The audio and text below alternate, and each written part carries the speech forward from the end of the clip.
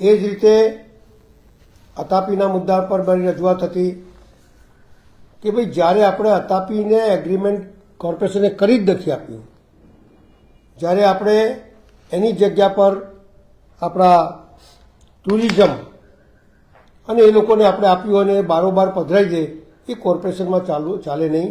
એમને ના લેવું હોય તો કોર્પોરેશનમાં ફરી આવવું પડે અને કોર્પોરેશન સમગ્ર સભામાં ઠરાવ કરીએ તો જ અતાપીને આપી શકતા હતા, પણ એ આપ્યું નહીં ને બારોબાર આપી દીધું. એના પછી એને ત્યાં પાર્ટી પ્લોટ બનાવ્યું, હોટલ બનાવી, બીજે રમતગમતના સાધનોના કરોડો રૂપિયામાંથી કમાયા એને. જેને કંઈ નથી કર્યું આપણે, અને ખાલી જંગલ જેવું હતું, એક ગાર્ડન હતું, ત્યારે વર્ષમાં પાર્કિંગના ખાલી 1 કરોડ રૂપિયા આવતા હતા. આને તો 80-90 વીઘા 2 એકર જમીન આપ્યા પછી પાર્કિંગમાં જે ઠરાવ કરેલો કે આટલા પૈસા લોકો નાગરિકો પાસેના, એને બી ઘોડીને પી ગયા. અને આ 25 લાખ રૂપિયામાં આ વર્ષના આપી દીધું. તો કોને એવા એગ્રીમેન્ટ કર્યા અને કઈ રીતે ત્યાં લઈ ગયો, એટલે બધા મળેલા છે અને મોટા પ્રમાણમાં ભ્રષ્ટાચાર થયું છે, એ ખુલાસો કર્યો આપણે.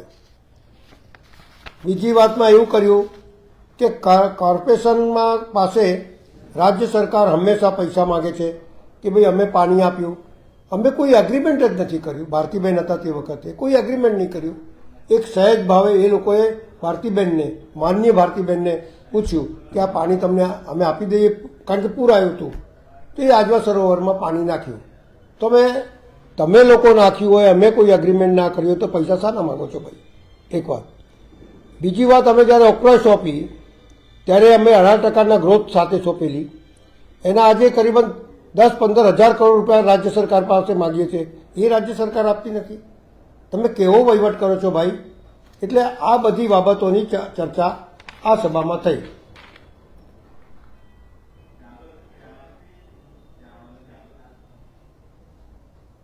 બીજું, રાજમહેલની અંદર લાખો સ્ક્વેર ફીટ જગ્યા રાજમાતાએ ગરીબોને આવાસ બનાવવા, એમના મકાનો બનાવવા માટે આપી. આજ દિવસ સુધી કોઈ મકાન બન્યું નથી અને આજ દિવસ સુધી કોર્પોરેશને કોઈ કાર્યવાહી કરી નથી. કોર્પોરેશને કાર્યવાહી નહીં કરી અને ગરીબોના ઘર નહીં બનાવ્યા તો કોર્પોરેશન એની જવાબદાર છે, એનો ગુનો છે. કાયદો એવું કહે છે કે 10 વર્ષ તક કોઈ પણ જગ્યાનું તમે ઇમ્પ્લિમેન્ટ ના કરો તો એ જગ્યા તમારે પાછી આપી દેવાની. તો કાં પછી એ જગ્યા લઈ લેશે અને ગરીબોના ઘર નહીં બને, તેને ગુનેગાર કોર્પોરેશન થશે. એટલે સવાલ આવા બધા મુદ્દાઓ લઈને અમે સભામાં બોલ્યા છે. ચાહે ગાય વિષય હોય, કર્મચારીઓ માર ખાઈને આવતા હોય, કૂતરાઓ ગલીએ ગલીએ નાકે લોકોને હેરાન કરતા હોય, આવા તમામ મુદ્દાઓ તંત્રનું ધ્યાન દોર્યું છે.